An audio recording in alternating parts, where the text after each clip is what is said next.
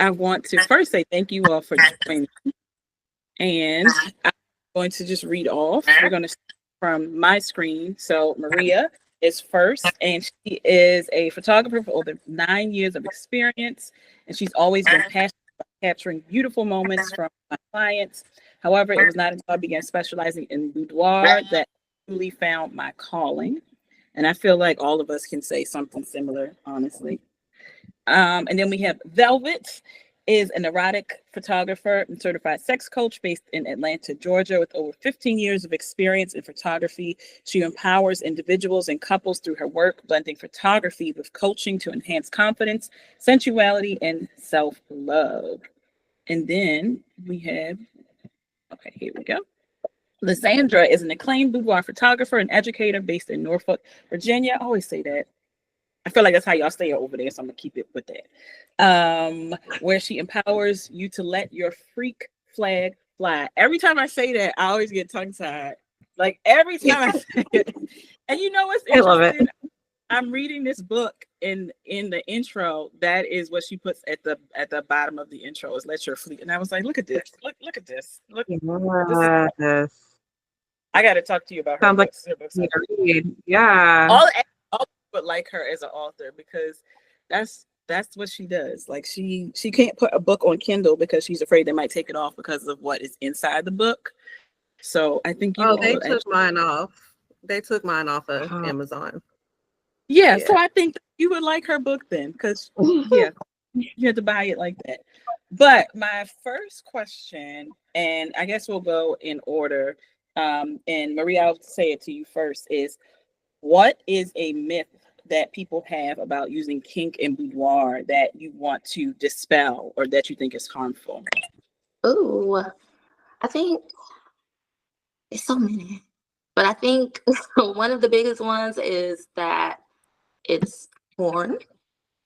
That I think one of the biggest myths with kink period is that it's just about, oh, you just want to beat somebody's ass or you want somebody to beat your ass. So I think those are the biggest myths. For porn, like I think when my brother first saw my work, he was like, oh, so like softcore smut, and I hit him. I did 5 minutes, but for me, I think that's the biggest one. Okay, and Velvet, what do you think it is that people have a myth about what it is in boudoir? I would say that she took the words out of my mouth for as far as the porn part. Listen, I was about to watch myself because I'm used to being on TikTok. So, and we have to watch our words. So I'm like, okay, I can actually say the words. But yeah, so definitely feeling like it's porn or it's inappropriate. Just a quick story. One of my relatives messaged me and was like, I support you, but if you're gonna keep shooting this porn, then I can no longer support you. And I said, okay, and I blocked her. So it's just like when I decided to step into this, I was like, okay, Velvet, if you're gonna move forward with this, it's no sticking the little pinky toe in. It's either all or nothing, and I've stood on that. But yeah, it's just people's perception of it being inappropriate, and just the taboo part of it in general. Miss Lysandra?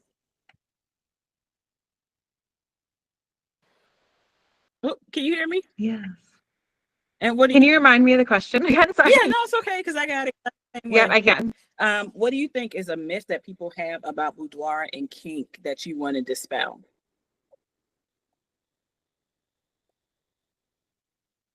I think when it comes to boudoir and kink, we have an idea of what kink is in our minds.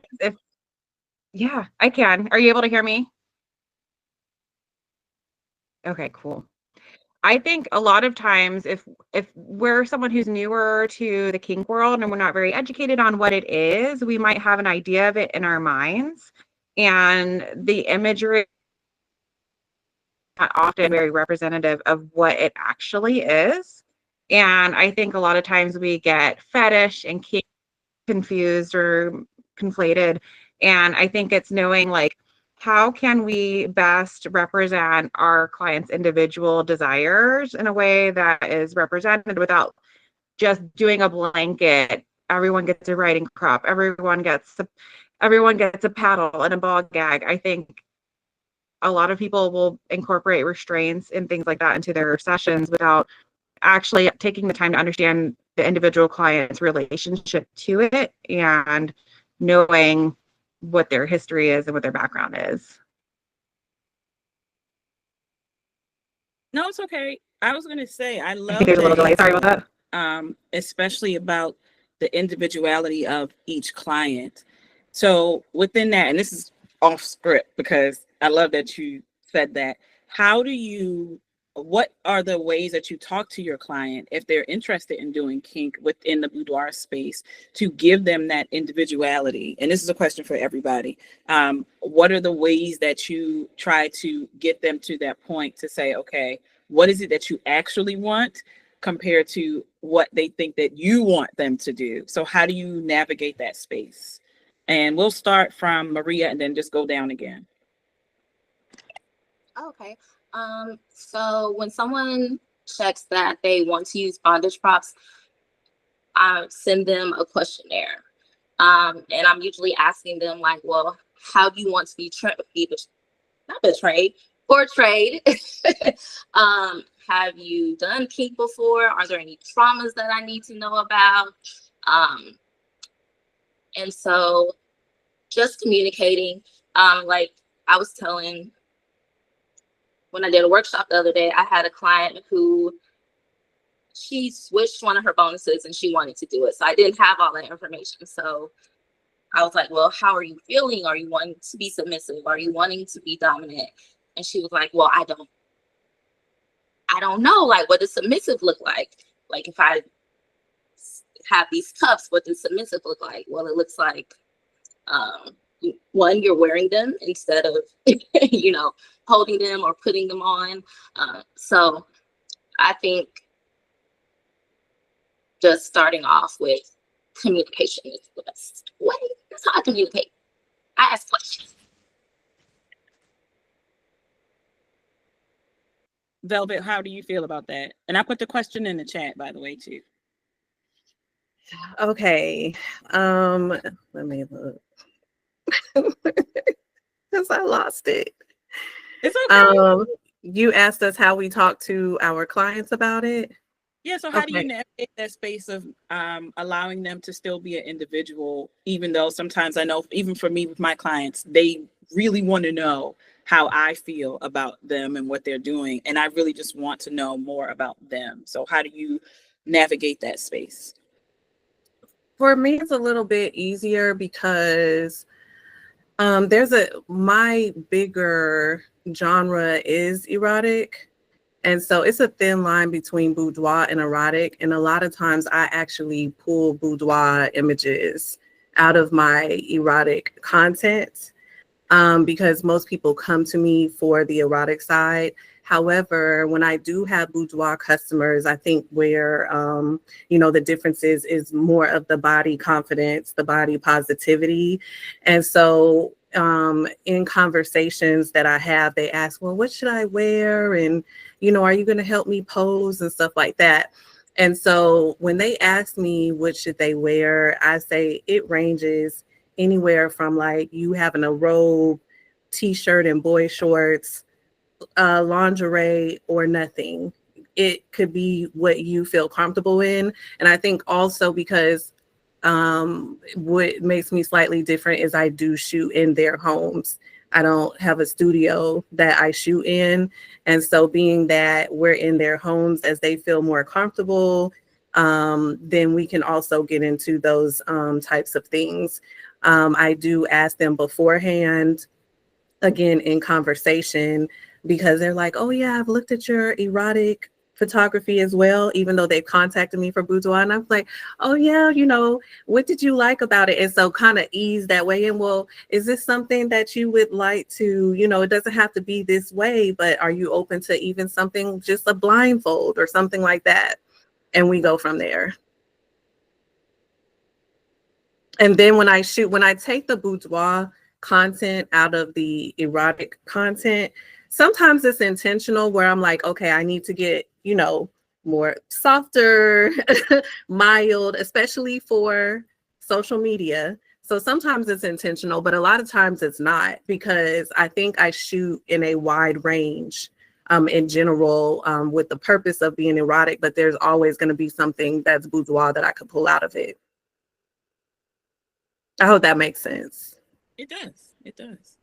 Xander, the floor is yours. So I think communication, like Maria said earlier, huge. I know prior to their session, we have different rooms in the studio. So if someone's wanting to use the kink room or wanting to use some of the like restraints or any kind of BDSM elements, they'll typically let me know in our questionnaire, or we'll discuss in the outfit planning and prep process. And I do have a yes, no, maybe list I like to use, and it goes over like, it's a variety, and it's really just like a choose your all. What is this?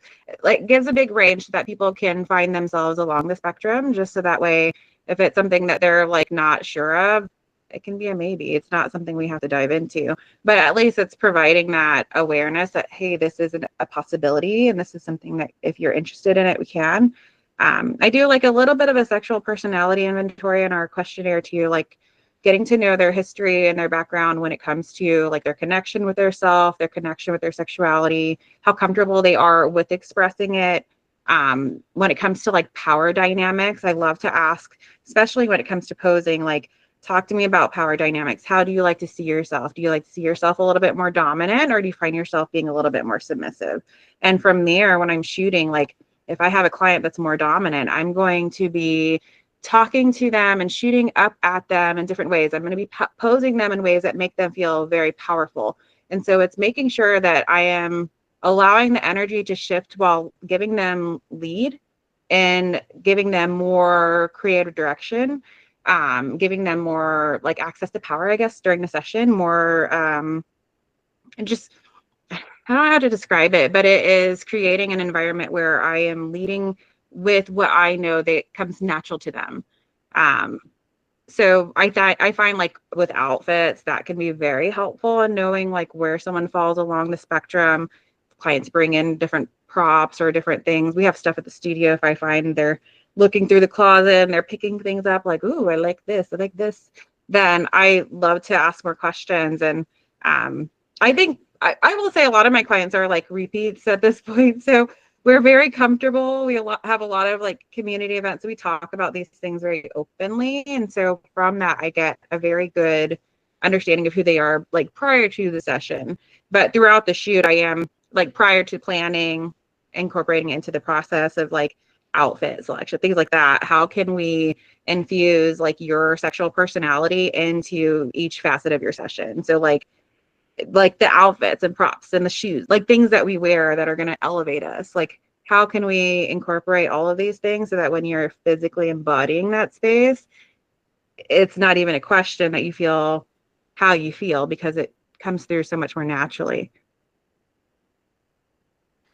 I feel like all of your answers were pretty much the same, of that communication being a major factor in how you navigate the space, especially if you have clients who maybe are new to this. I mean, I think it's the same across boudoir, but I feel like it takes a little bit more nuance and in-depth conversations when you are doing that erotica or kink. My next question would be, let's say there's a photographer who's interested in trying to get into this space. What are some of the things, that you think they need to think about first? This is going to be a two-part question, but I'm just going to say first, what are the things you think they need to think about before? Look, girl, I'm fitting like me in the kink space right now. What are the things you think Velvet Ops is like, girl? What are some things that you think they need to think about before they get into that space? And Maria, you already know you first, girl. Okay.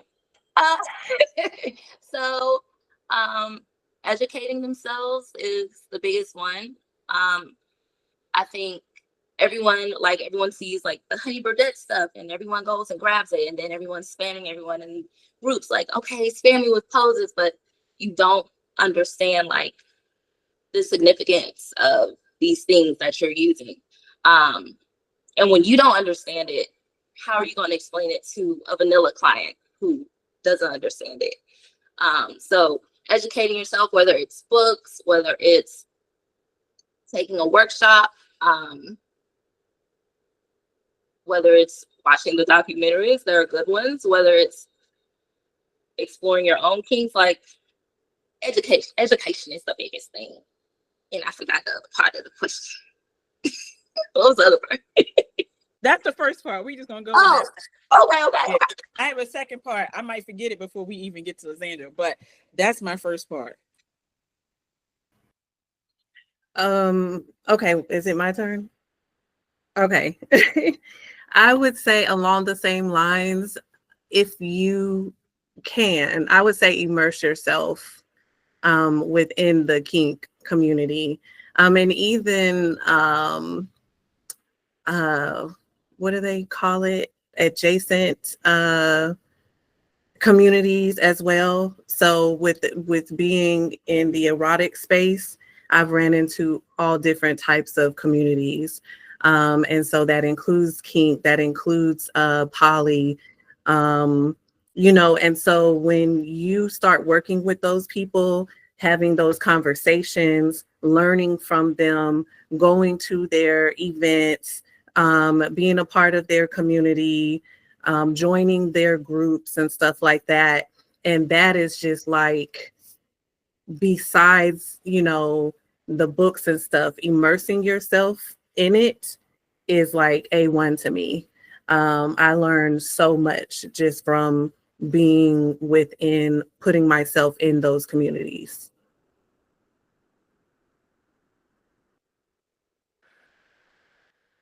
Lysandra, I think for me, yeah, I think knowing your boundaries is a big one. Like knowing what you individually are okay with and what you're comfortable with, because I think a lot of times we have the idea that we need to be able to shoot everything and serve our clients. But if something doesn't align with us, it doesn't. And it doesn't mean we need to betray our own boundaries in order to take on this work.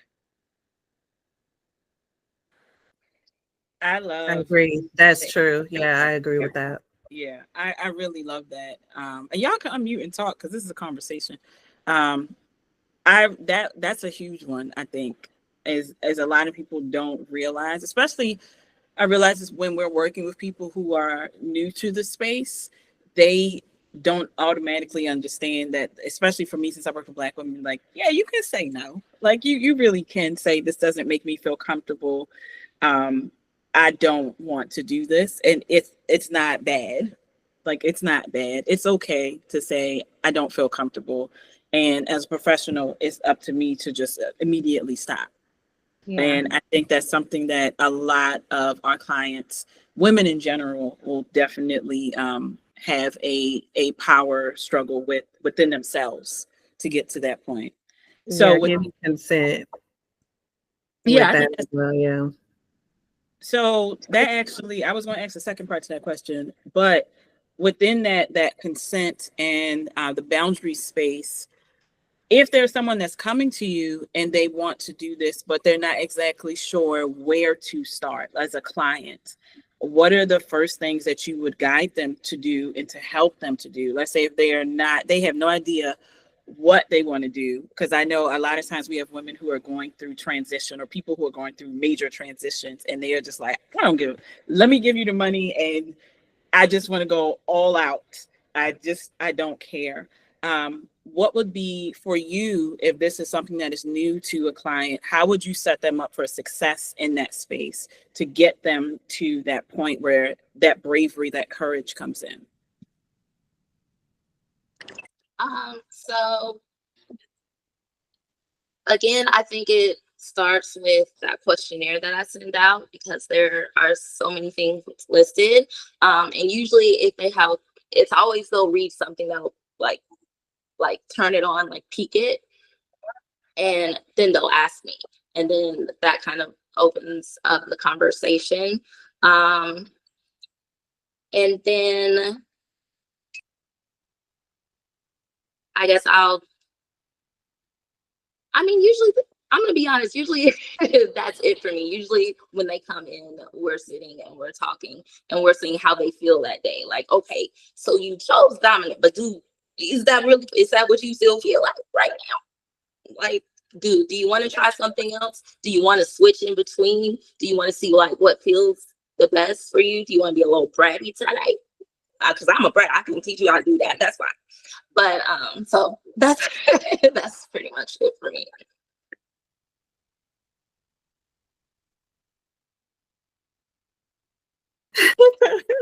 Yeah, similar to Maria, I would say definitely it's just still in the communication, in the present moment. Sometimes, and like just kind of trying to gauge to see where their head is at, especially if it's before the shoot. Then I also use my my tools that I have within sex education, and that also includes a questionnaire. One of the things that I have transitioned to, or in the process of, is incorporating my boudoir within my sex coach education side. And with that, I am having workshops. So with that, you can, hey, let me recommend that you come to this workshop before you do the shoot, and different courses and stuff like that.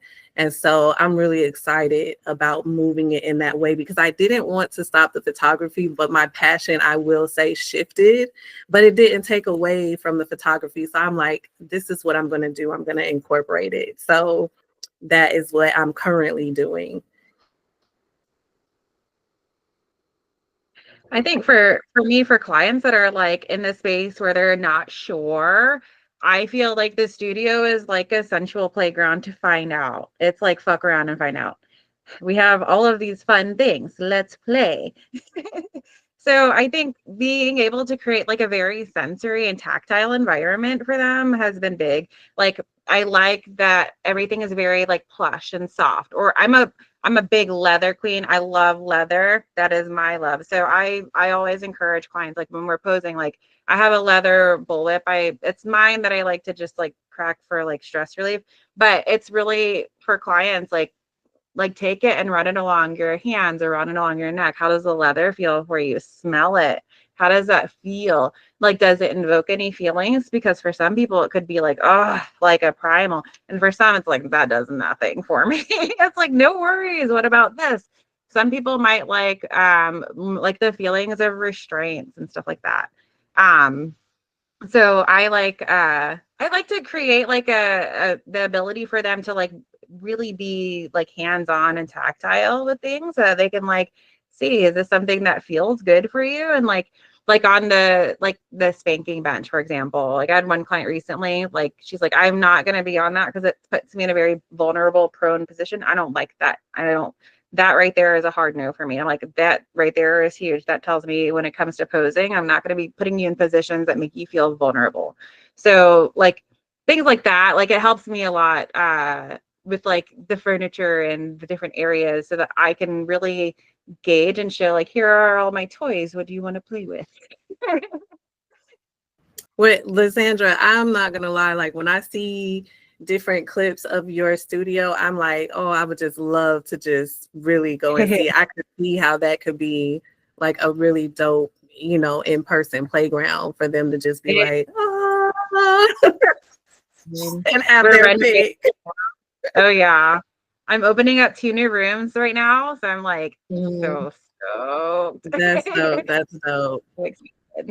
I also think, like, with observing in the space that I'm in as well, with having erotic art shows, and when we have different things like what Lysandra described, like when she said the spanking bench, like just when I'm walking around and looking at that and observing, to see what people are interested in and everything. So yeah.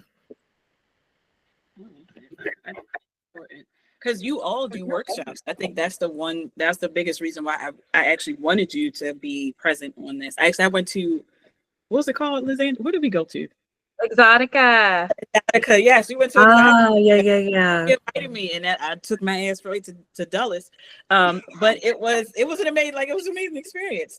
But within that space, let me ask you this, because I know a lot of people say if you are a boudoir photographer, you need to have a boudoir session. Like you have to be able to say, I did this, and so I am able to be in the shoes of my clients. Do you think that it's important if a person is providing erotica or kink within their boudoir programming, or I can't think of the word right now.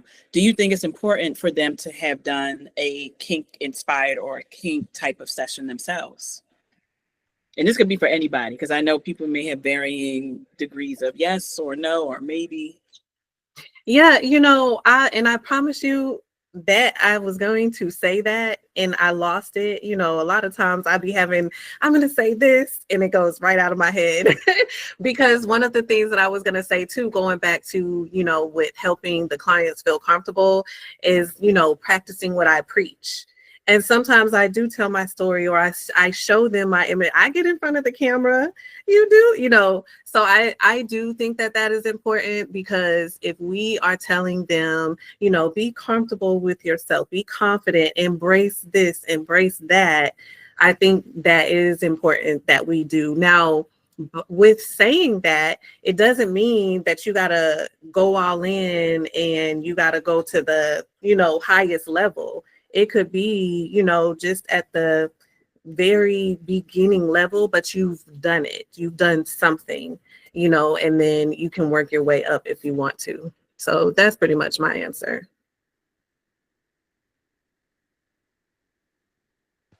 I think for me, I'm very much like you have to know what the experience is like if you're going to offer it, just because it is so uniquely vulnerable and intimate, and it requires you to think about so many things that as a photographer you're considering stuff from one perspective than a client would. And there's like I don't think about it until I'm prepping for my own sessions, just how much work goes into it. And add into that, I've done this. This is my job. For a client, they've never done it before. They don't know what to expect. None of this is like known to them. So they have so many nerves just from the unknown. And then the fact that they're doing something so vulnerable and so intimate. And then to know you have someone who's been through the experience, they can walk through, they felt the feelings, they can guide you and speak on how it feels. I think that is huge. And also being like kink aware. I don't think everyone has to be like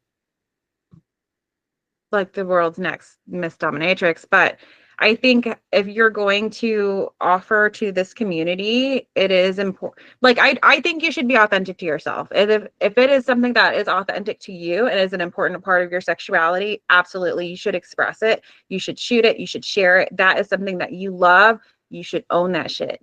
If it's something that you're just doing for clients because it's what they want to do, I would question, like, how much are you putting you into your work? Because your clients are going to choose you for you.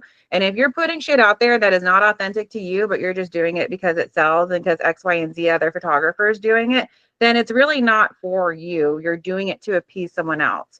Then I just feel like whenever we're shooting for other people, that's a quick way to burn out. Like that's never a great way to run your creative business.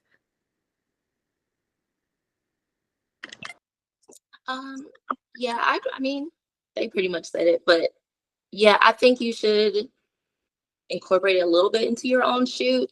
And that's a great way to express your boundaries, like to know, like, well, that's not gonna work for me, but I'm not opposed to doing it for someone else.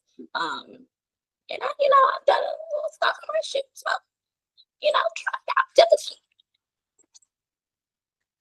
So if someone wanted to, and let me say this, if you would like to ask a question, you can put it into the messaging, or there's the option to go to the Q&A. And if you want to ask it in an anonymous fashion, you can do so. They have a little button there. So if you are like, I want to be brave, but I'm not that brave, you can do it that way. Go ahead. Oh, I thought you had a question. Do you have questions of each other before I get into? Go ahead. Not a question per se, but I was gonna say too, Maria, I think too, like going back to kind of immersing yourself in the kink community, it helps with vulnerability, trust. And I think that that will show through you to where it also makes it easier to work with your clients, because it definitely takes that trust, that vulnerability, and empowerment. So I just wanted to add that into there. No, definitely. I've taken classes with 3 different DOMs. I've worked with some subs before.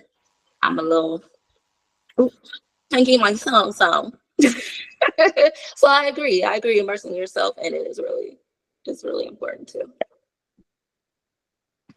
I love that. It's so important, especially when we went to the program. I can't remember the name again, but I was speaking to Sir Marvelous. I think he's in it now, and we had a conversation about Black women and the I kink. love him. I love him too. He's his suits be on point. But we had a conversation about like Black women in the kink space, and he was saying more Black women should be in kink as doms. And I said, I think that's true. I think that's true. Definitely. I said, Definitely. I think that's true. We can elaborate on that. Go ahead. I'm gonna just mute myself. Oh no, I love that. I personally identify as a femdom, and I feel so. That's my place of power. Yeah, I 100% agree. Tapping into that strength, we are so fucking powerful, and to be able to express it and to be able to just own it and embody it, and yeah, it is amazing. I think that our sexual energy expands so much beyond what men could even see or realize, not to take away from them, but it's so much. And while I agree with more women should be in the dom space, I prefer to be submissive. But there's power in that too, because I'm considered a bratty sub. And so, with that, there's intentional, with being a brat and getting what I actually want. So that's the type of sub that I consider myself. But I do agree that more women should be in the dom space. I can be a switch. But at the end of the day, I do prefer sub. And that just blew my mind because we went to a whole new level, but it's fine. Sorry.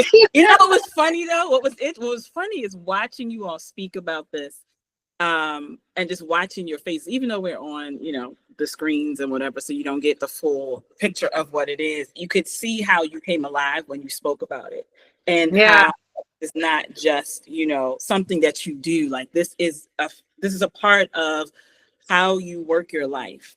And I think that's something that as we are talking, that you're trying to get through. Like Sandra, you said, you can't just come up on this and be like, oh, I'm going to do it because my clients want it.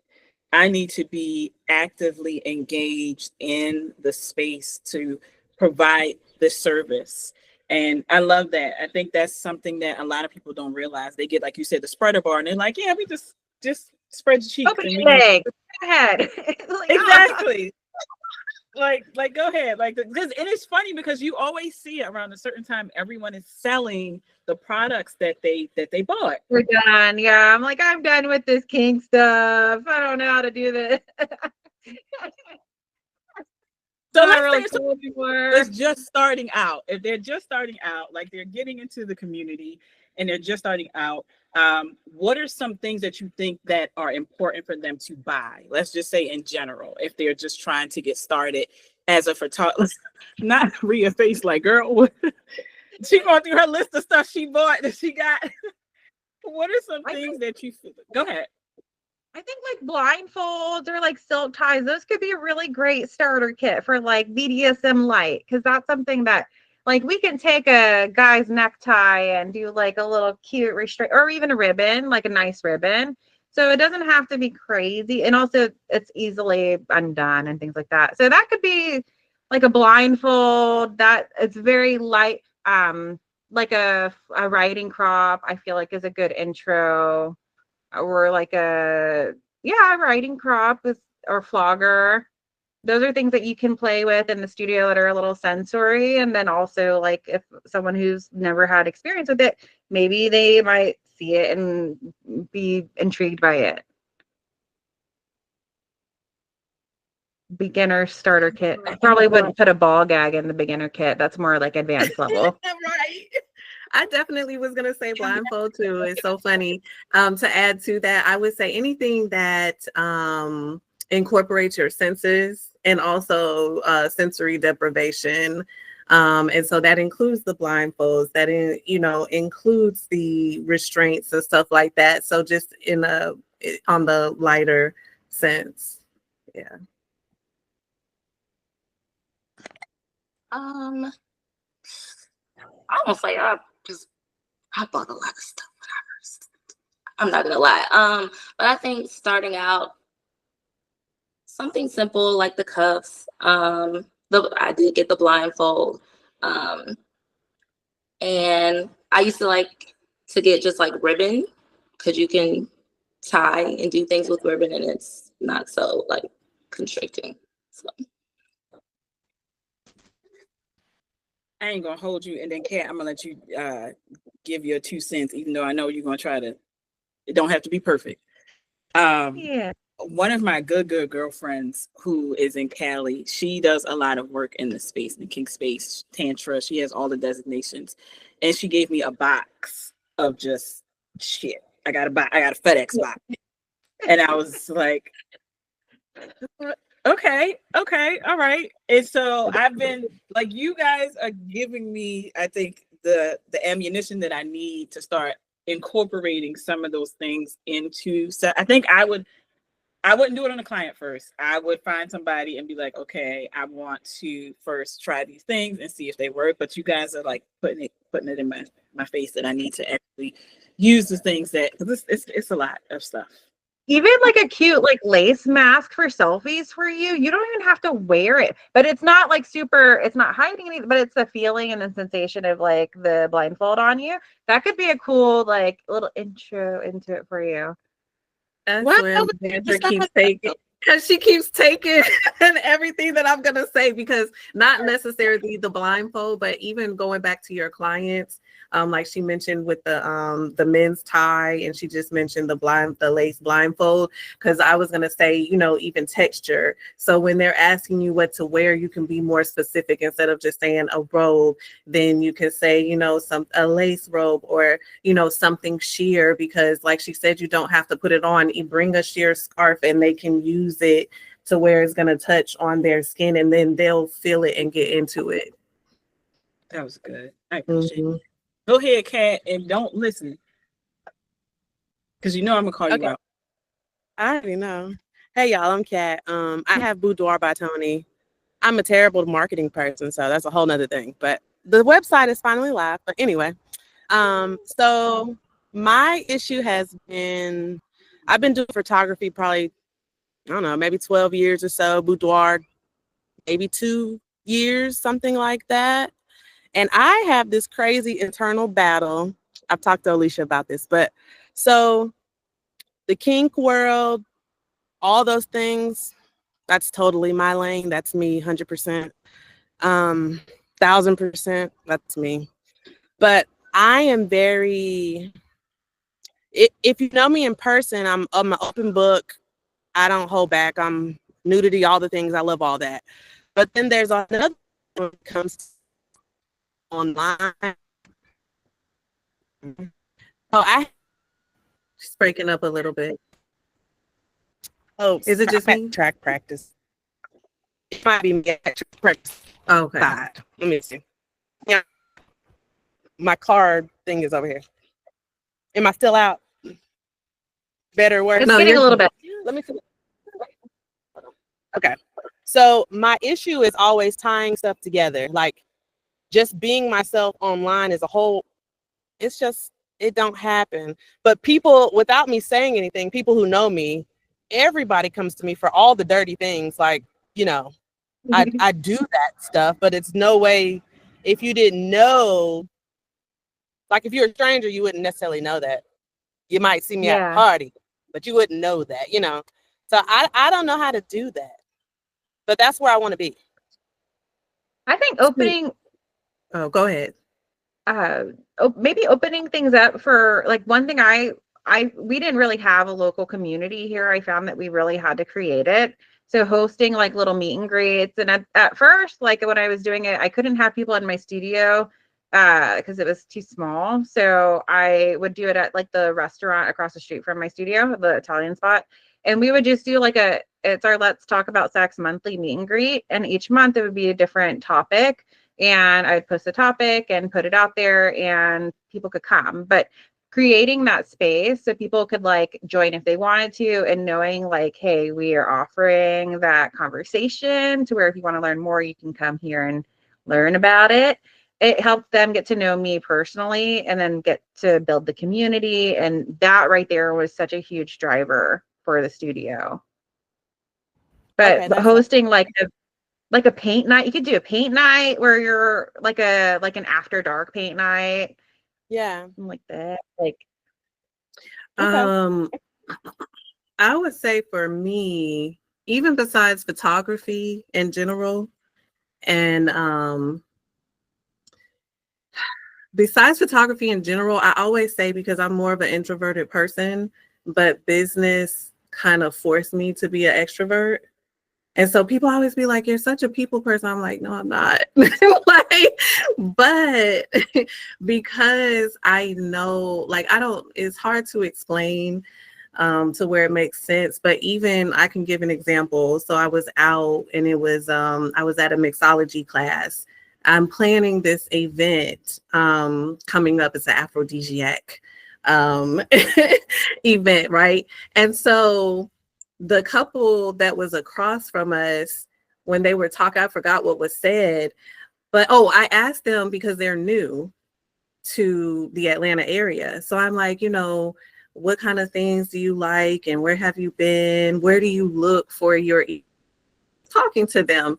And so I was like, well, I have something interesting coming up that you might be interested. So just really trying to be intentional about starting those conversations. And, some people would be like, you're always plugging yourself. I have to.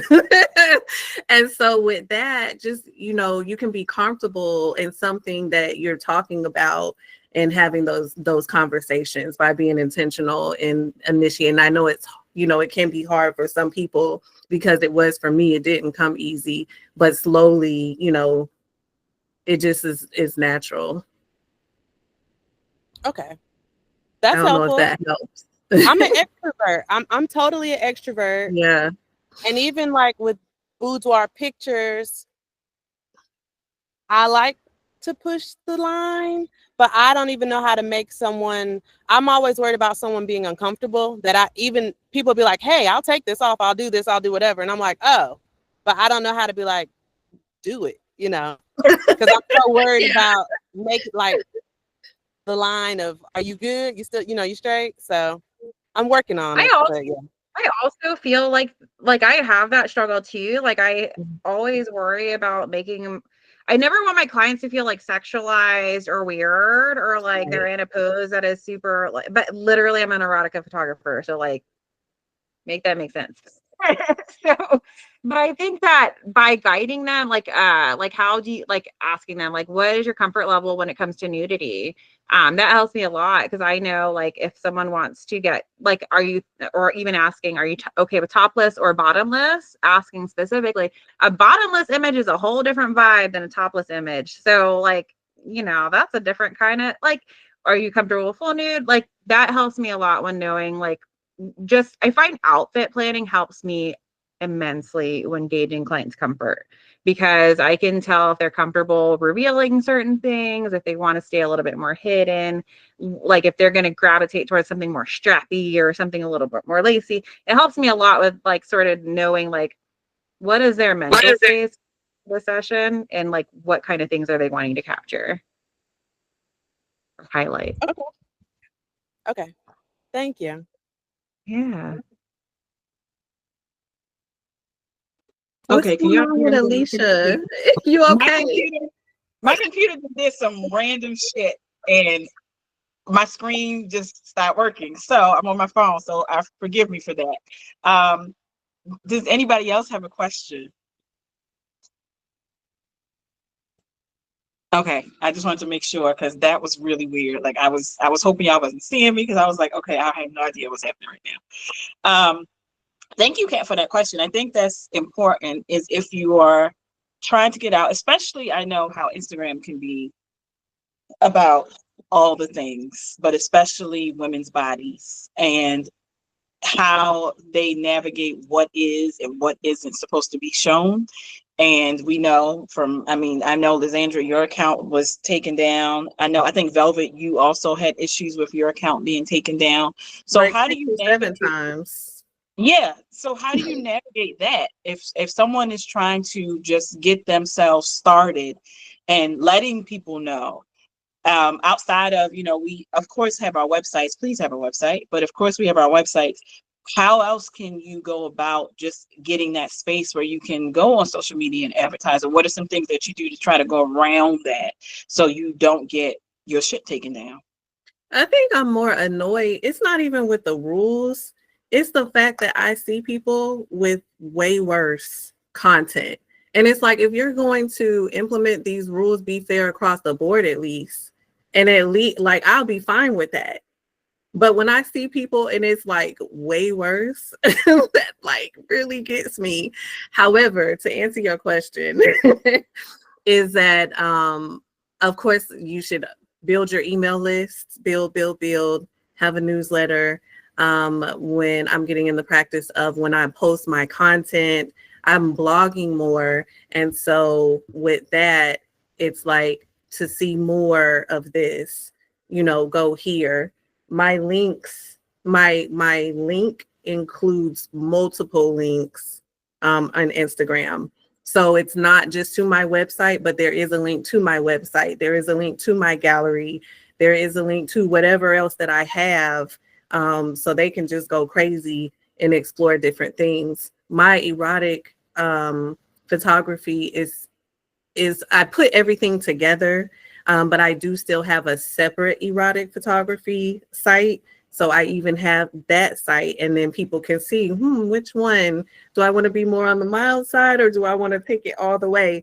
So even thinking about that sort of things, like incorporating kink into boudoir, but then even making something separate to show like how far you can go may help too.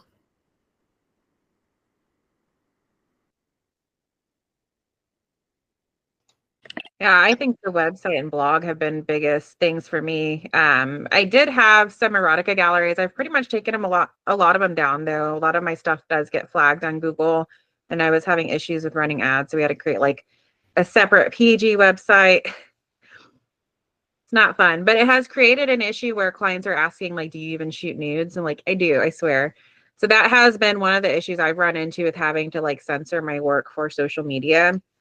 But we have our Patreon account, which we share like uncensored work on. And then I have the blog, which that is, I used to share full session features on there. Now I'm only sharing like small glimpses because I'm trying to get everyone over to the Patreon just to try and monetize more. But like I'm doing all this work. I want to get fucking paid for it. So any clients, we have like Patreon specific sessions that we'll do for the Patreon calls. And then we have clients that they allow us to share their images. We'll share them on there as well. For me, for advertising, I just try to use the tamest thing I can find. Facebook is finally started being nice to me again. Google, not so much. But usually that's what I do. I just try to find the tamest thing to do my advertising so I don't take it down. So what happens with Google? Because I'm just interested. Like, how do you feel it restricts you? Is it just for the ads itself, or is it something else? Yeah. So Google used to be my friend, and I don't know if it's the administration. I don't know what's happening, but I don't even have my Google a lot. Yeah, I don't even have my Google ads on right now, and I still get messages saying I'm in violation, and Really? and I don't even have them on. I tried everything. I tried taking all the nudes off. I tried taking anything kink Wait, what related state off. are you in? What I'm in state are you? Georgia. Huh? Okay, I'm in Georgia too. Lysandra, are you having that same problem? I'm just curious. So we have state restrictions on porn, like Pornhub is restricted in our state. Yeah. I'm in Virginia, but my state hasn't restricted my content or on the website. However, Google has flagged me for a high risk website and for adults. Really? I did Dang. I did have a sex toy shop for a little bit, and I think linking that to the sorry, the business is what really did it for me. That's what really got me flagged. No, don't say that. That's one place that I have not been flagged. That was the first thing that got me flagged on Shopify, which then triggered a flag on Facebook. So because I had Wait, it you tied put your stuff on Shopify? so yeah, my shop was set up on Shopify. Yeah. Oh. Which was fine. Like they didn't have an issue with it. They allow you to do adult products. But when I was doing the Metapixel and everything, having the pixel tied to the intimate shop was an issue because it sold adult content. And then that flagged my whole Facebook everything. And so it just So that like, makes, that makes Yeah. me think, because I don't run ads through Google. My main website is through PhotoBiz. I don't know if y'all are familiar with it. yeah. And so I was scared that they were going to like kick me. I've been with them forever, I think since like 2010. And I was nervous that like when I started posting more of my, you know, nude erotic work or what have you, that they were going to kick me out. But I have my stories on there, my blog. I send all kind of stuff. I do everything. I sell my newsletter, all of that stuff. And so maybe that's something to do with it. And then also my erotic website is through a friend. He hosts it. I don't know how he's one of those computer geniuses or whatever. So I don't know how he has that set up, but maybe I can talk to him and try to see if I can help y'all and figure it out. I'd be very curious, like Yeah. what are they finding on the pages that is triggering a flag? Yeah. Now I say that, but I don't want tomorrow I'm gonna be flat. But so far, Always changing too with a lot of the rules. Like things are Google I get all the emails. I see all the emails and I'm like, oh my gosh, like every time I look up, it's something. It's like everyone is. But so far, like I even called them. I called them for something and they were like, oh, okay. You know, with PhotoBiz, and then looking at my site, I'm like, I'm scared to call them for support. Because I don't want them to kick me off. Because when I have printed, because I'm big on prints, like I've had different companies that won't print my work. Yeah. So I'd be so scared of that. There's some labs that won't. Yeah. Mm-hmm. But yeah, I'll definitely ask and look into it and see if maybe he can help with that. Will you say prints so people know? Floricolor. Floricolor. Okay. Does the Boudoir album? I have to ask them if they print. I know they have a female. Yeah, they do. Okay. Will they print like nudes and stuff? Yeah. Okay. Yeah, they definitely do.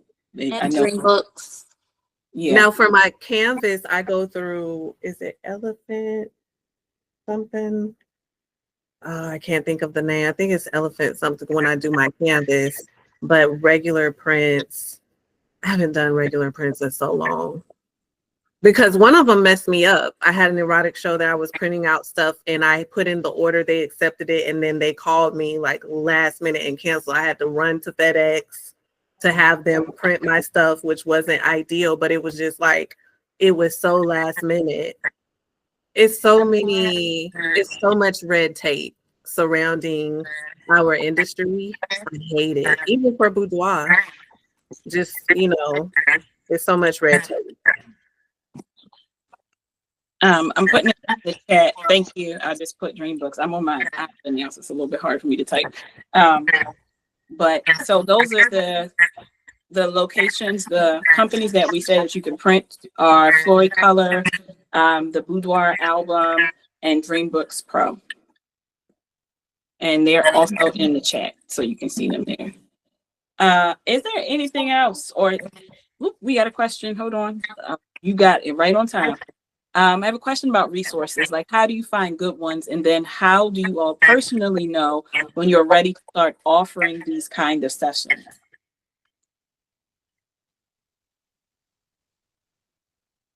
So when you ask about resources, what do you like?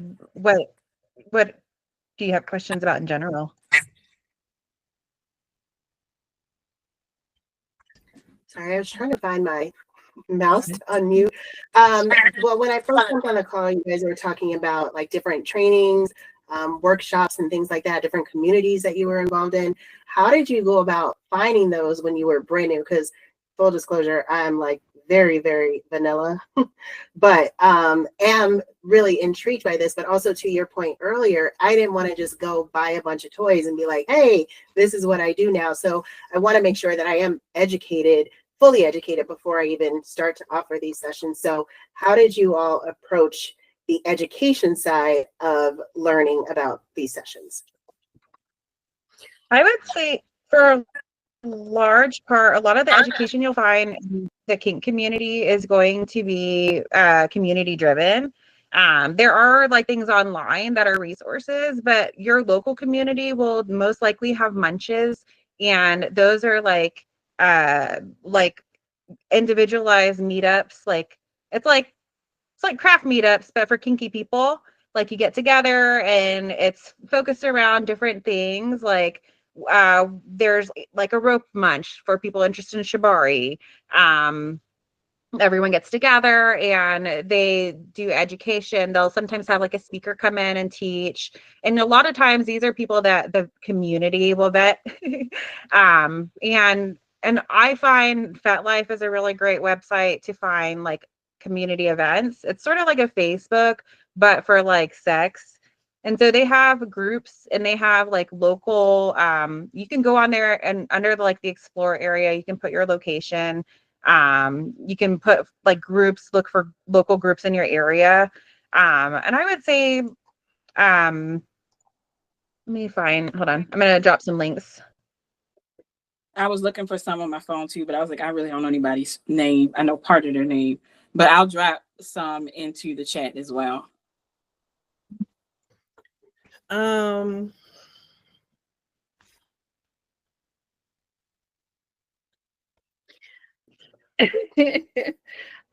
would hate this. Well, I would say like I am the events. So I create the space and I hold the events and I partner with someone else that also holds the events. Like Lysandra mentioned, Sir Marvelous. He's been at our events. And he has done the BDSM performances. I'm not gonna lie, when I saw him for the first time, I was like, whoa.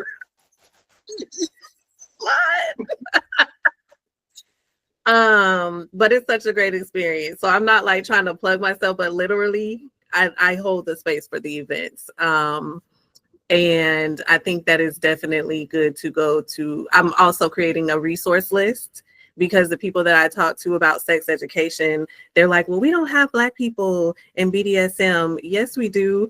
And it just made me want to create a resource list. So it's going to have books, it's going to have sex toys companies, and then also people to follow so that they can see that kink content. I'm on your website right now. Looking at your different experiences that you had. So after you started your training, like how long would you say that it took you all to go from like your initial training to being like, okay, I'm ready to shoot this? I don't know if I've ever really had formal training because I've always just been this way. Unfortunately for my mother. but I think what area are you located, by the way, Latasha? I'm in Vegas. Oh, okay. Mm. Wow. I Okay, know, let me right? get you. You're in the perfect place for like meetups, events, workshops. You got everything there. Oh my God. I'm so jealous.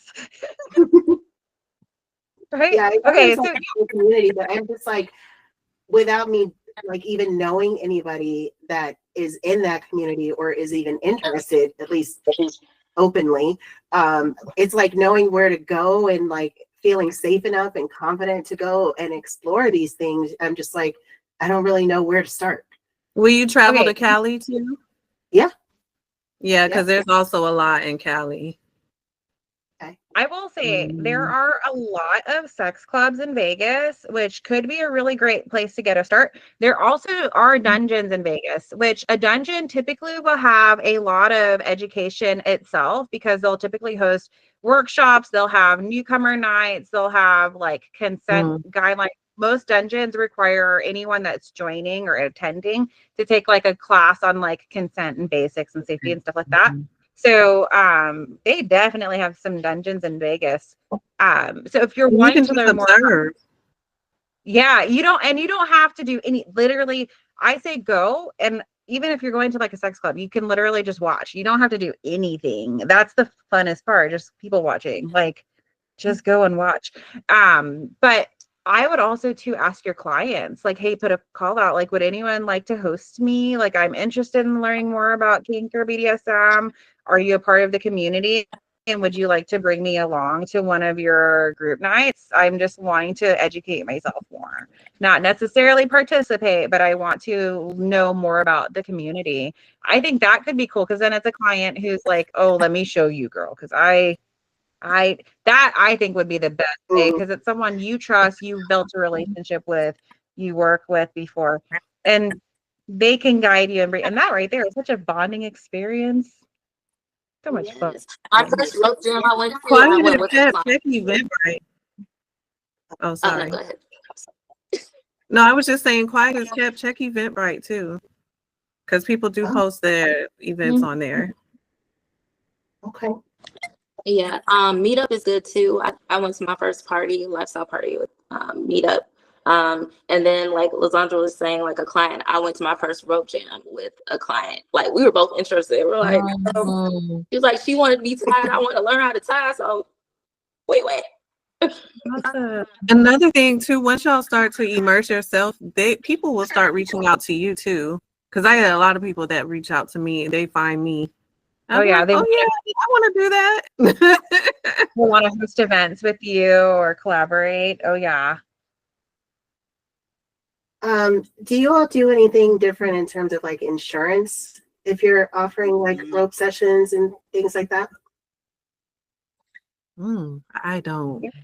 Yeah, so we have umbrella insurance and we have liability insurance. So when it comes to, and then our Shibari practitioner she's required to have liability insurance as well. So when we work with the rigger, that is something I do require them to have on file. I'm gonna have to get in touch with you about that. What did you say, Maria? I was just saying I have liability insurance, and then on my bondage questionnaire, I have a separate disclaimer. So yeah, there's like a waiver to like you agree you're participating for the swing too. Like people be jumping on the shit. Like come on, what are you doing? I probably need to expand mine. Just to cover any accidents. High heels, high heels and how do you all like differentiate between like central community and then full blown like I don't know all of the terms, but like do you make any differences between like a kink session and then like full on fetish photography, like, or is that just based on like your own boundaries? Like how do you all differentiate between the different types of sessions, if that makes sense? Yeah, so I would say for fetish photography, that would be more focused along an individual action or item. So that would be like, what is their fetish and how are we going to be focusing on their like enjoyment of that? With kink, that I feel like kink is more of a encompassing mental, physical space. So that could be like power dynamics. It could also be like actions that take place, like impact play or like rope play, things like that.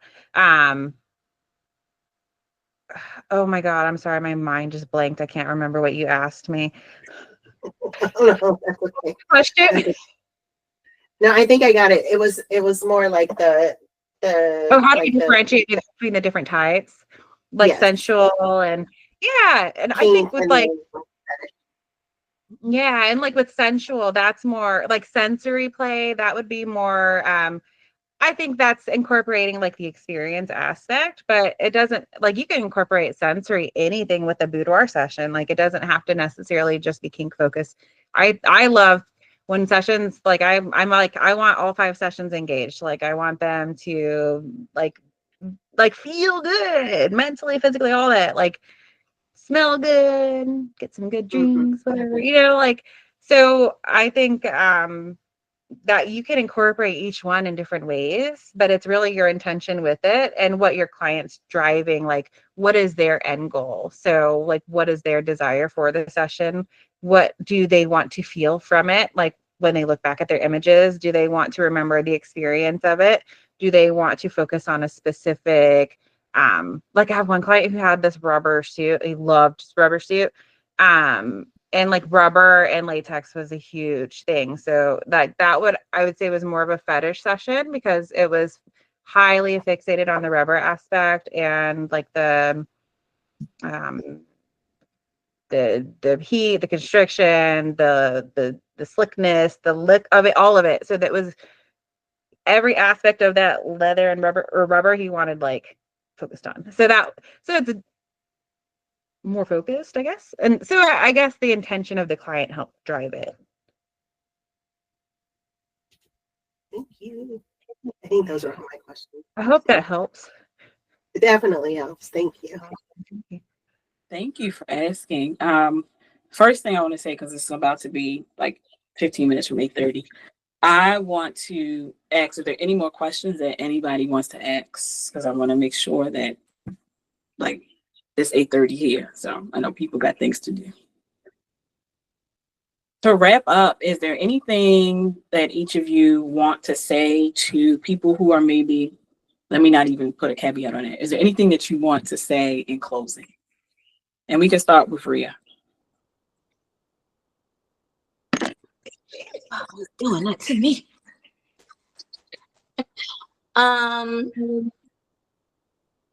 In closing, I guess I just want to say,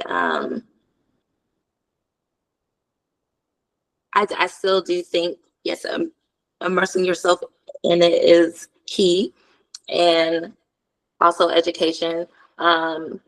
And don't be afraid to like reach out to certain people. I reached out to DOMs or people that I just kind of wanted to learn from, and the community is very welcoming. It is.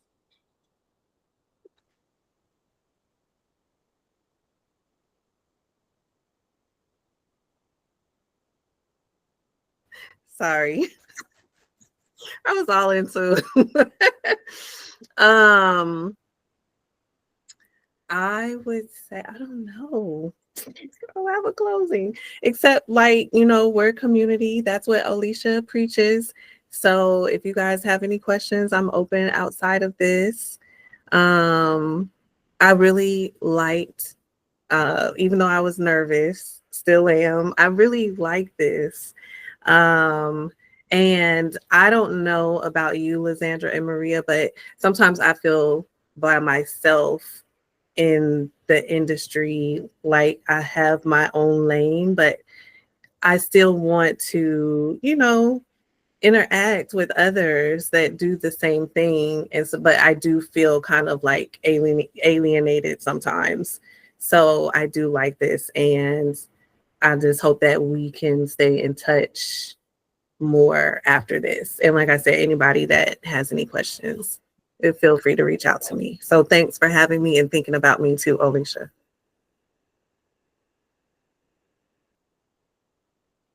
Yeah. I think in closing for me, like if you're interested and this is something, I mean, like first off, thank you for being here, because the fact that you're here and like educating yourself, you're doing the work right here. So I think that's awesome, and like pat yourself on the back. But I think getting involved and like opening your mind up to these ideas is amazing. You're just broadening your spectrum for your clients and the service you're able to provide them. I think being able to like even if you're in this place of expanding and learning, it's a spectrum. Like everything is a spectrum, and you can take what you like and you can leave what you don't.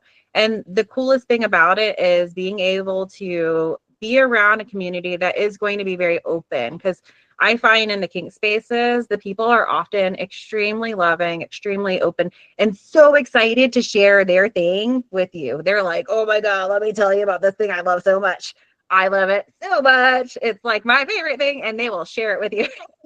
And it's just a really cool way to just broaden your horizons and your understanding of like the different things in life that people get excited about. And so it's super fun. I love it. It's always it's never a dull moment. It's always a fun day. I appreciate you all. And I appreciate everyone that has come in to ask questions.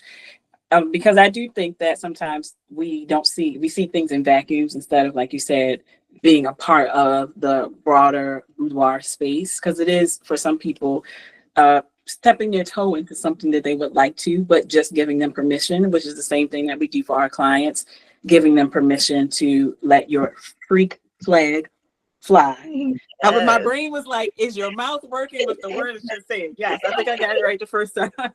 I was trying. I was like, go ahead, sound it out, baby. But I think that's important, especially like we said, for us being Black women, and some of us are just women of color, and we need to be able to show up like this in all aspects of what that looks like for us. So I am so appreciative that each of you said yes to sharing your knowledge, because I think it's so important.